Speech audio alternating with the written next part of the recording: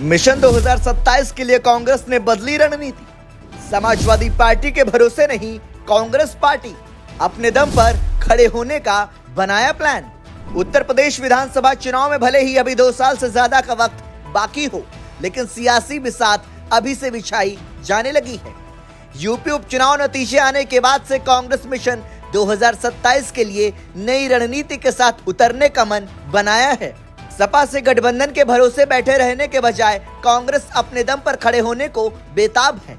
इसके लिए सूबे की सभी 403 सीटों को 3 हिस्सों में बांटकर चुनावी स्ट्रेटेजी बना रही है, जिसमें पहले 160 सीट पर खास फोकस करने का प्लान बनाया है। इसके बाद बची हुई 243 सीटों पर दूसरे और तीसरे नंबर पर रखकर कांग्रेस चुनावी रणनीति पर आगे बढ़ेगी।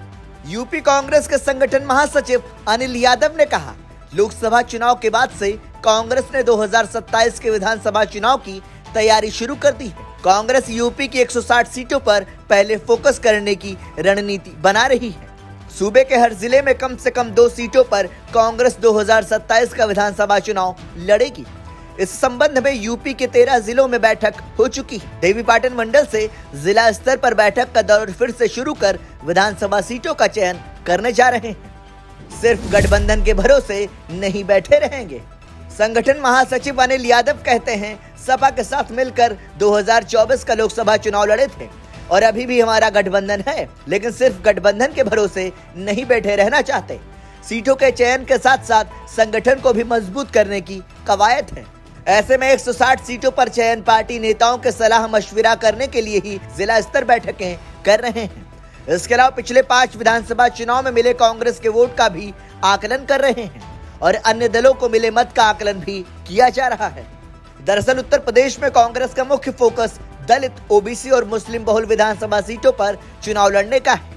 160 सीटों के चयन के बाद कांग्रेस जनहित से जुड़े मुद्दों को लेकर अलग अलग कार्यक्रम शुरू करेगी। इन सीटों पर कांग्रेस जातिगत जनगणना और आरक्षण के मुद्दे को धार देने की स्ट्रेटेजी भी बना रही है, ताकि दलित, ओबीसी और मुस्लिम वोटों का विश्वास जीता जा सके। कांग्रेस ने 2 साल पहले से ही कसली कमर। लोकसभा चुनाव में कांग्रेस और सपा ने मिलकर उत्तर प्रदेश में चुनाव लड़ा था।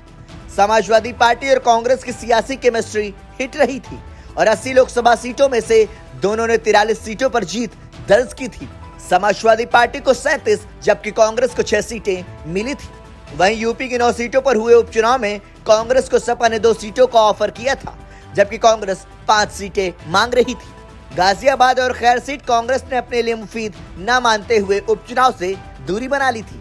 समाजवादी पार्टी ने 9 सीटों पर अपने उम्मीदवार उतारे थे। वहीं उपचुनाव में सपा के मंच पर कांग्रेस के दिग्गज नेता नजर नहीं आए थे। उपचुनाव की 9 में से 7 सीटें बीजेपी गठबंधन तो समाजवादी पार्टी ने 2 सीटें जीती हैं। सपा को 2 सीटों का नुकसान उठाना पड़ा है। ऐसे में 2027 के विधानसभा चुनाव में सपा और कांग्रेस का गठबंधन बना रहेगा या नहीं, ये तो भविष्य ही बताएगा। लेकिन दोनों दलों ने नए सिरे से सियासी रणनीति बनानी शुरू कर दी है। कांग्रेस ने प्रदेश की 160 सीटों पर फोकस करने की स्ट्रेटेजी बनाई है, जिसके लिए काम भी शुरू कर दिया गया है।